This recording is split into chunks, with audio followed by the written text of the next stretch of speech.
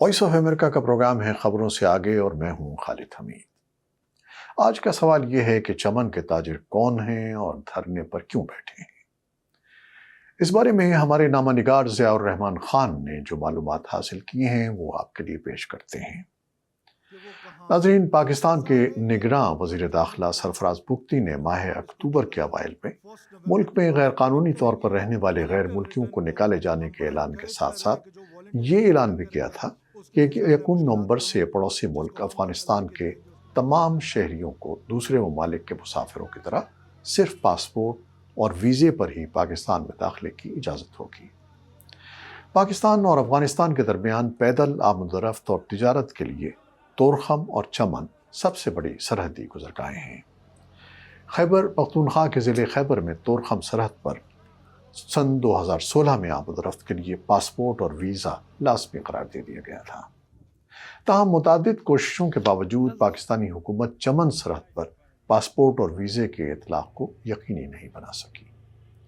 Durand line کے نام سے مشہور پاک افغان سرحد تقریباً 2600 کلومیٹر طویل لمبی ہے، جس کا تقریباً 1229 کلومیٹر پاکستان کے صوبے خیبر پختونخوا جبکہ بقیہ حصہ صوبہ بلوچستان کے ساتھ لگتا ہے۔ چمن کے رہائشی کہتے ہیں کہ سن 2001 میں افغانستان میں امریکی افواج کی آمد اور طالبان حکومت کے خاتمے کے بعد اب تک پاکستان اور افغانستان کے مابین سرحد کے تعین اور آمد و رفت کو منظم کرنے کی مختلف کوششوں سے ان کے دیہات کافی متاثر ہو رہے ہیں جو دونوں ممالک کی سرحد پر ہی واقع ہیں۔ سرحد کے اس پار افغانستان کے صوبے قندھار کے سرحدی ضلع اسپن بولدک کی حدود میں واقع وش نامی قصبہ واقع ہے، جس کے پشتوں میں معنی تقسیم کے ہیں۔ 44 سالہ شریف اللہ اچکزئی کا گھر پاک افغان سرحد پر واقع ایک گاؤں میں ہے۔ وائس آف امریکہ سے بات چیت کرتے ہوئے انہوں نے کہا کہ سن 2001 تک یہ معلوم نہیں ہوتا تھا کہ پاکستان اور افغانستان کی سرحد کہاں شروع ہوتی ہے۔ چمن سے لے کر وش منڈی تک ہماری اور ہمارے رشتہ داروں کی زمینیں اور دکانیں تھیں۔ البتہ افغانستان میں جب حامد کرزئی کی قیادت میں سن 2002 میں افغانستان میں ایک عبوری حکومت قائم کی گئی تو چمن سرحد پر بارڈر کی حیثیت سے پاک دوستی دروازے کے قیام کا فیصلہ کیا گیا۔ حاجی شریف اللہ اچکزئی کہتے ہیں کہ سن 2002 میں ہی لیویز اہلکار سرحد پر واقع دیہاتوں میں آئے اور لوگوں سے کہا کہ وہ سرحد پر باب دوستی کے نام سے دروازہ قائم کرنا چاہتے ہیں تاکہ دونوں ممالک کی حدود کا تعین ہو سکے۔ باب دوستی دروازے کی تعمیر کے ساتھ ساتھ پاک افغان سرحد پر سرحدی حدود کا تعین کیا جانے لگا، جس میں متعدد مکانات، گاؤں اور زمینیں دونوں ممالک میں تقسیم ہوئے۔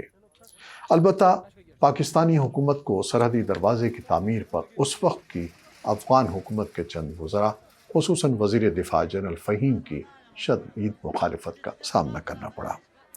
البتہ بعد میں اس وقت کے افغان صدر حامد کرزئی کی مداخلت پر صوبے قندھار کے گورنر گل آغا شیرازی کی پاکستانی حکام کے ساتھ بات چیت کے بعد پاکستانی حکام نے سرحدی دروازے کی تنصیب شروع کر دی۔ دسمبر سن 2003 میں سرحدی دروازے کی افتتاحی تقریب میں گل آغا شیرازی اور افغان افسران نے بھی شرکت کی۔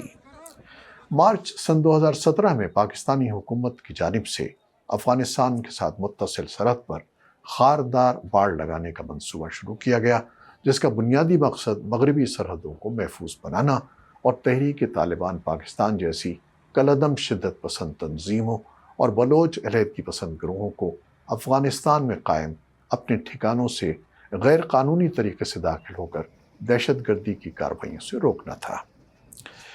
ماہرین کا کہنا ہے کہ پاکستانی سرحد پر باڑ لگا کر لوگوں کی غیر قانونی آمد و رفت اور اسمگلنگ روکنے کے ساتھ ساتھ سرحد کی مستقل حد بندی بھی کرانا چاہتی تھی، جسے ماضی کی افغان حکومتوں نے ہمیشہ مسترد کیا تھا۔ اگست سن 2021 میں طالبان کے افغانستان میں اپنی حکومت تشکیل دینے کے بعد انہوں نے بھی پاکستانی حکومت کے باڑ لگانے کے فیصلے کی مخالفت کرنا شروع کی۔ صرف سن 2022 میں چمن سرحد 5 مرتبہ باڑ کی وجہ سے پیدا ہونے والی سرحدی تنازعوں کی وجہ بنی۔ چمن کی اہمیت کیا ہے؟ وش منڈی کا علاقہ پاکستان اور افغانستان کے درمیان تورخم کی طرح ایک اہم تجارتی گزرگاہ ہے، جو افغانستان کے دوسرے بڑے شہر قندھار اور جنوب مغربی صوبوں کو پاکستان سے جوڑتی ہے۔ بلوچستان کے ساتھ اضلاع کی افغانستان کے ساتھ سرحدیں ملتی ہیں۔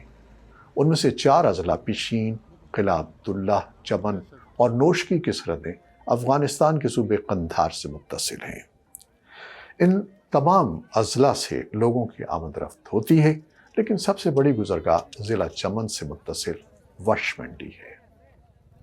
افغان ٹرانزٹ ٹریڈ نامی معاہدے کے تحت کراچی کی بندرگاہ سے افغانستان کے لیے گاڑیاں اور دوسرے غیر ملکی اشیاء آتی ہیں، جنہیں پاک افغان سرحد پار کرنے کے بعد وش منڈی میں رکھا جاتا ہے۔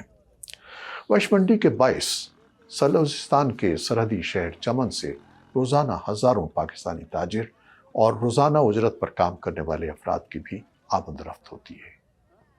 ماہ فروری میں چمن سرحدی گیٹ کے ایک دورے کے دوران سرحد پر تعینات پاکستانی حکام نے وائس آف امریکہ کو بتایا کہ روزانہ اس سرحد سے 2 جانب 25,000 کے لگ بھگ افراد سرحد پار کرتے ہیں، جن میں اکثریت چمن اور قلعہ عبداللہ کے رہائشیوں کی ہے، جو اپنی گاڑیاں چمن کے سرحدی دروازے کے قریب پار کر کے کمپیوٹرائزڈ شناختی کارڈ پر چمن یا قلعہ عبداللہ کا پتہ دکھا کر وش منڈی یا قندھار کے دیگر علاقوں میں کاروبار یا رشتہ داروں سے ملنے جاتے ہیں۔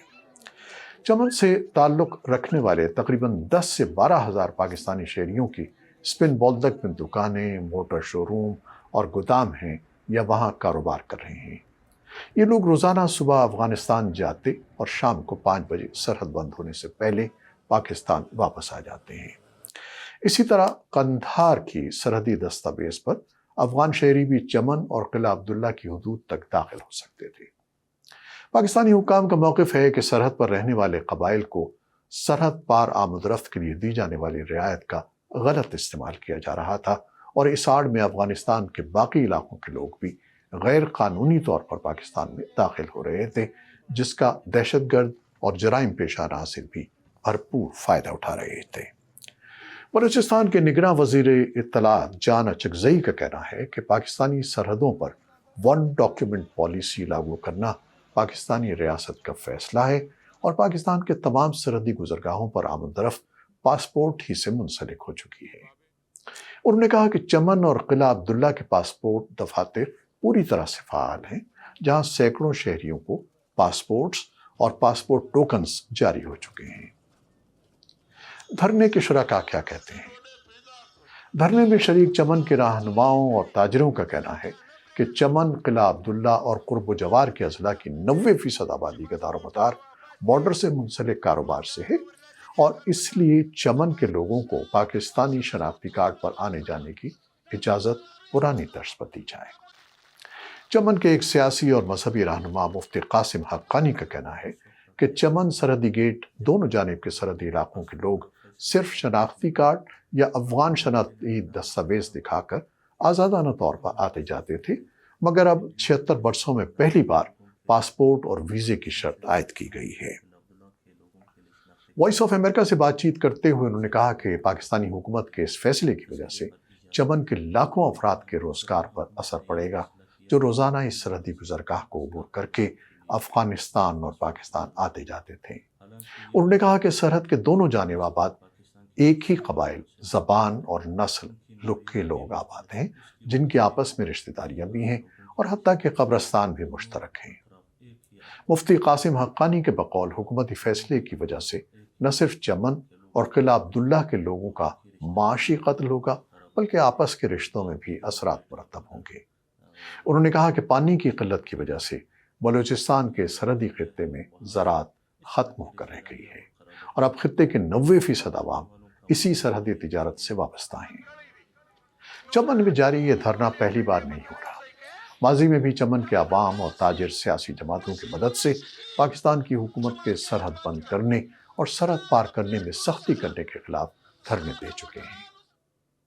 کیا آپ بھی ان پابندیوں اور رکاوٹوں سے متاثر ہوئے ہیں؟ اور کیا بہتر حل تجویز کرتے ہیں؟ بتائیے گا، انتظار رہے گا۔